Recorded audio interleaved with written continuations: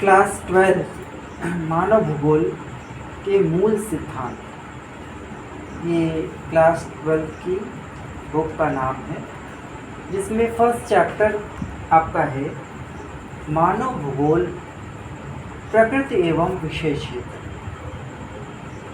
जैसा कि नाम से स्पष्ट है कि मानव भूगोल भूगोल की वह शाखा जो मानव द्वारा निर्मित मानव सांस्कृतिक पर्यावरण और मनुष्य के क्रियाकलापों का भौगोलिक दृष्टिकोण से अध्ययन करता हो, उसे ही मानव भूगोल कहते हैं।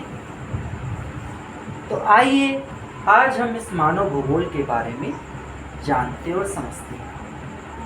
देखिए, जब मानव भूगोल की शुरुआत हुई, यानी मनुष्य के द्वारा इस भौगोलिक क्षेत्र में किए गए क्रियाकलापों और उसके द्वारा निर्मित सांस्कृतिक पर्यावरण का जब अध्ययन शुरू हुआ, तो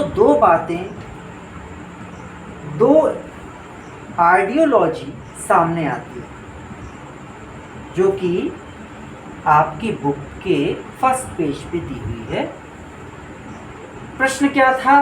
प्रश्न यह था कि भूगोल को सिद्धांतिकर या विवरणात्मक होना चाहिए। इंग्लिश में अगर पूछें तो कहेंगे कि भूगोल को नोमोथेटिक या इडियोग्राफिक होना चाहिए। सिद्धांतिकर मतलब नोमोथेटिक और विवरणात्मक मतलब इडियोग्राफिक। तो आइए पहले इन शब्दों को हम समझ लें। नोमोथेटिक और इडियोग्राफिक यानी सिद्धांतिकर और विवरणात्मक का मतलब क्या? तो नोमोथेटिक मतलब होता है जनरल लॉज जिसमें हो और साइंटिफिक बेस पर उस पर बातें की जाएं, और एप्लीकेशन टू लार्ज ग्रुप, उसका प्रयोग एक बड़े ग्रुप पर किया जाए। ऐसे विचारात्मक नियमों को नोमोथेटिक कहते हैं, ऐसे सिद्धांतिकर कहते हैं। यह क्वांटिटेटिव होता है, यानी मात्रात्मक होता है। इसमें मात्रा के आधार पर एक बड़े जनसंख्या के एक बड़े समूह पर इस नियम को, किसी सिद्धांत को लागू करने को सिद्धांतिकर कहते हैं। वहीं इडियोग्राफिक जो है वो इंडिविजुअल व्यक्ति विशेष पर बात करता है। सिद्धांतिकर क्या करता था? वह एक बड़े समूह पर बात करता था। वहाँ पर व्यक्ति विशेष की जो के अंदर इंडिविजुअल डिफरेंसेस जो होती हैं उन पर ध्यान नहीं देता है। लेकिन विवरणात्मक यानी इडियोग्राफिक वो फोकस करता है इंडिविजुअल पर और कहता है एवरीवन इज यूनिक, सभी अपने आप में विशिष्ट है। और इसके अध्ययन कैसे होते हैं? क्वालिटेटिव होते हैं, गुणात्मक होते हैं। विवरणात्मक में, इडियोग्राफिक में गुण की चर्चा की जाती है और व्यक्ति विशेष के विषय में बात की जाती है।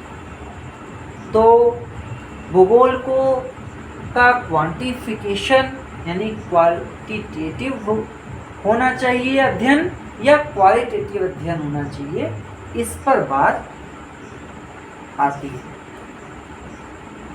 और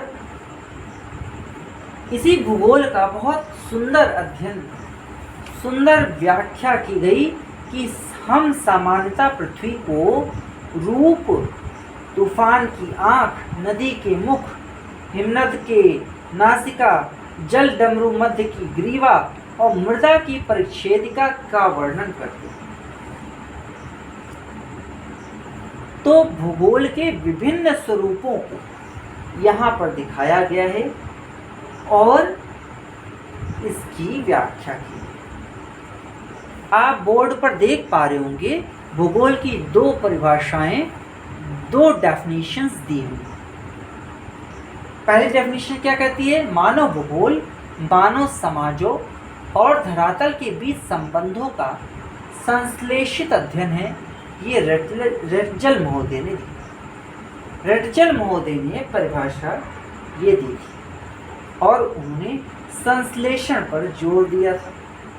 वहीं एलन सी सैंपल ने परिभाषा दिया, मानव भूगोल अस्थिर पृथ्वी और क्रियाशील मनुष्य के बीच परिवर्तनशील संबंधों का अध्ययन है। उन्होंने क्या कहा कि यह गत्यात्मकता इसमें पाई जाती है, यह स्थिरता नहीं है, इसके बीच संबंधों का लगातार परिवर्तनशील पैटर्न देखने को मिलता है।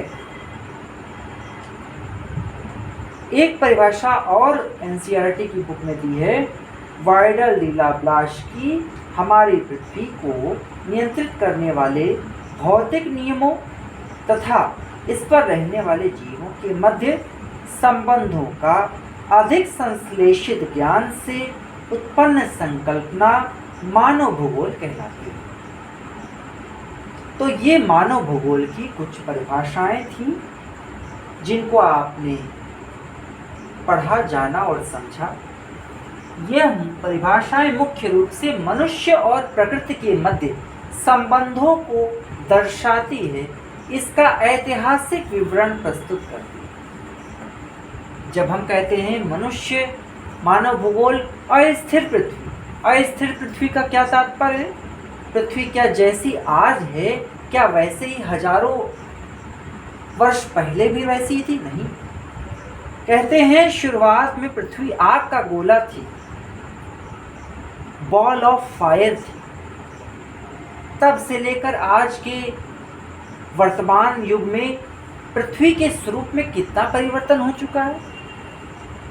वहीं मनुष्य की बात करें तो मनुष्य आदिम काल में आदिमानव के रूप में रहा करता था और आज सभ्य समाज के रूप में एक सोसाइटी, एक कम्युनिटी, एक समाज के रूप में वो रहने लगा है। कितना परिवर्तन आ गया।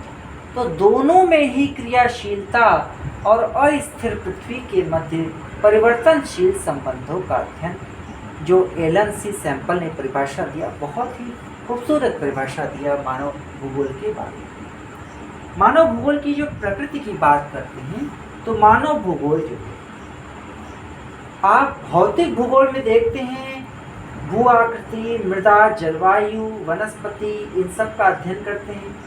वहीं मानव भूगोल में सांस्कृतिक पर्यावरण जैसे गृह, गांव, नगर, सड़क, रेल, उद्योग, खेत, पत्तन यानी पोर्ट्स, सी पोर्ट्स, ठीक है, एयरपोर्ट्स, ऐसे दैनिक जो मनुष्य द्वारा निर्मित, मनुष्य के क्रियाकलाप द्वारा निर्मित, मनुष्य के द्वारा निर्मित एक सांस्कृतिक पर्यावरण है, उसका अध्ययन करते हैं।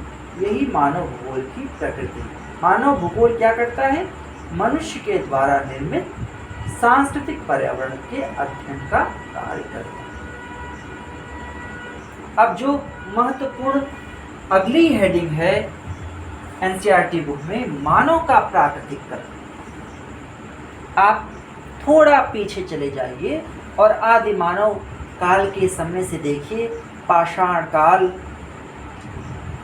किस प्रकार से मनुष्य उस दौर पे रहता था। पाषाणों से ही शिकार के उपकरण बनाता था और पत्थरों के से ही अपना काम करता था। पत्थर को रगड़कर चिंगारी से आग बनाता था और भोजन को पकाता था। मनुष्य क्या था? पूरी तरीके से प्रकृति पर निर्भर था। मनुष्य प्रौद्योगिकी के विकास की उस अवस्था में मानव जो है सिर्फ और सिर्फ प्रकृति को सुनता था, उसकी प्रचंडता से भयभीत होता था और उसकी पूजा करता था। यानी मनुष्य प्रकृति अधीन था।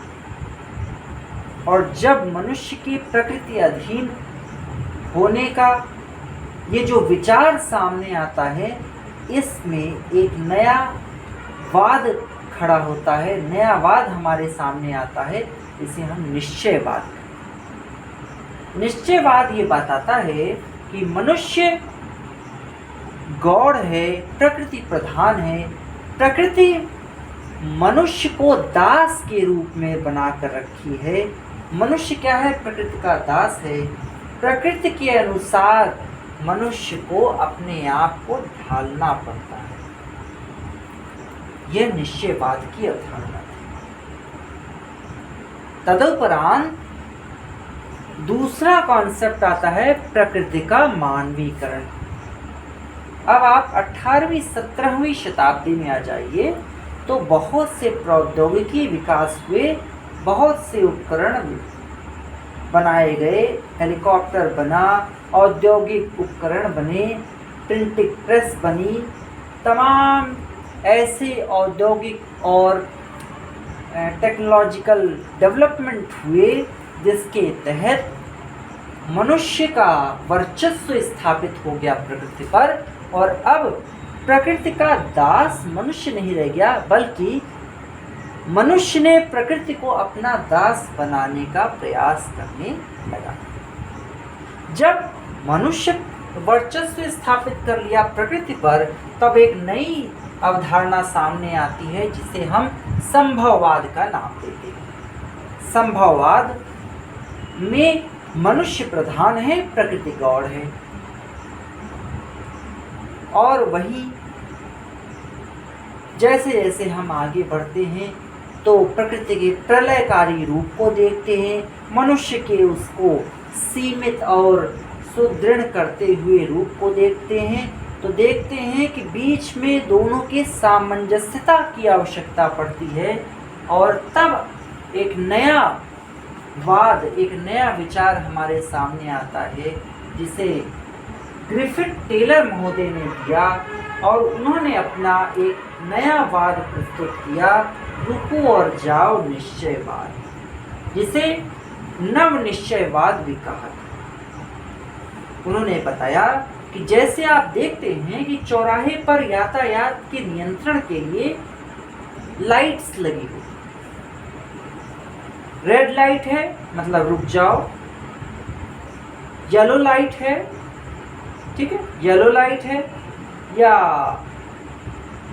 ग्रीन लाइट्स हैं तो रुककर तैयार हो लो, हरी ग्रीन लाइट्स हैं तो मतलब जाओ, और येलो लाइट्स हैं मतलब रुककर तैयार रहने के लिए आप खड़े रहिए, वेट करिए। इस प्रकार से जैसे जैसे लाइट्स का प्रयोग करके यातायात को कंट्रोल किया गया है, उसी तरीके से मनुष्य और पर्यावरण के मध्य भी एक सामंजस्यता स्थापित करने की आवश्यकता थी, और इसे नव निश्चयवाद की अवधारणा के तहत सामने रखा।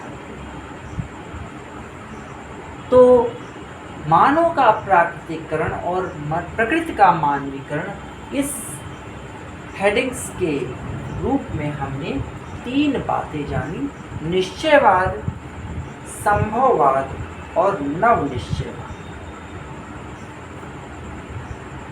इसको समझने के बाद अब हम अगले वीडियो में जानेंगे कि समय के गलियारे में मानव भूगोल और मानव भूगोल के क्षेत्र और उपक्षेत्र क्या है।